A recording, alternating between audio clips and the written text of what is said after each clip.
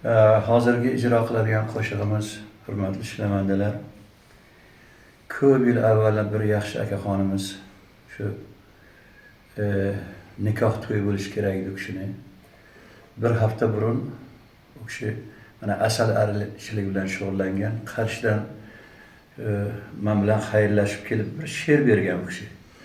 Va men kelaman, xudo xolasa shu to'yimga mana shu qo'shiqni aytasiz deb beruvdilar. O'zi bitta she'r yozganda u kishi.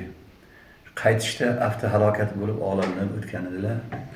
O'sha kishini ruhlarini shod qilish uchun shu qo'shiqni hozir ijro qilamiz.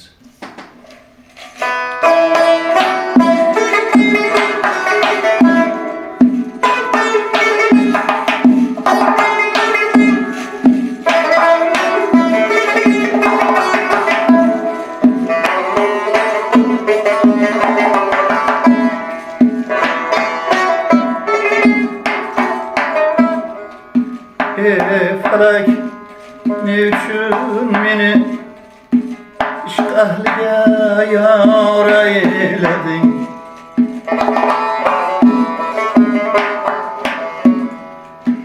Ey felek ne üçün beni işq ahliga yar eyledin?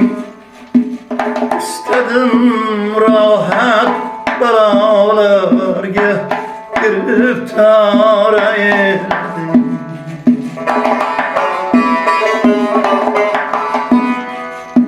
Gıraba vaslin yeser eyledin yivakin.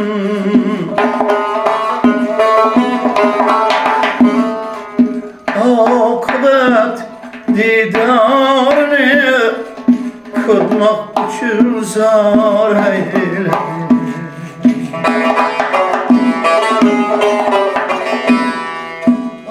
Akıbet didarını kırmak hem zar eyledin.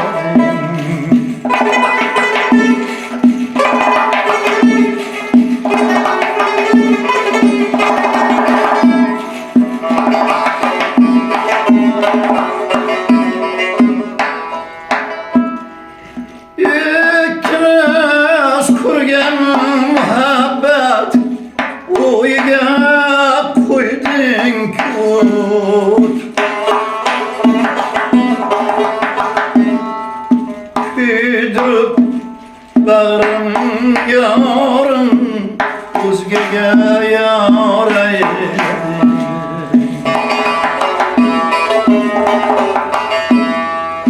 Kuydirib bag'rim yorim o'zgaga yor eyledin.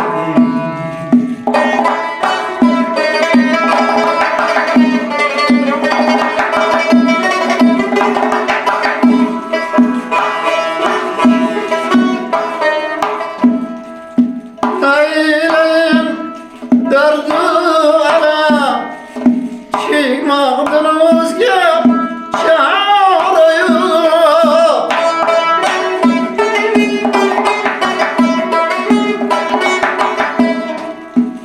Kısmetimde var iken bu işni ısrar eyledin.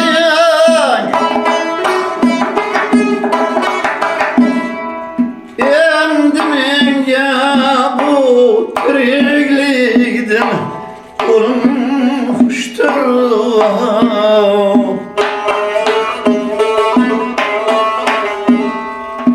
Ko'zlarimga keng bu olamni yor eyledin. Ko'zlarimga keng bu olam mulkini tor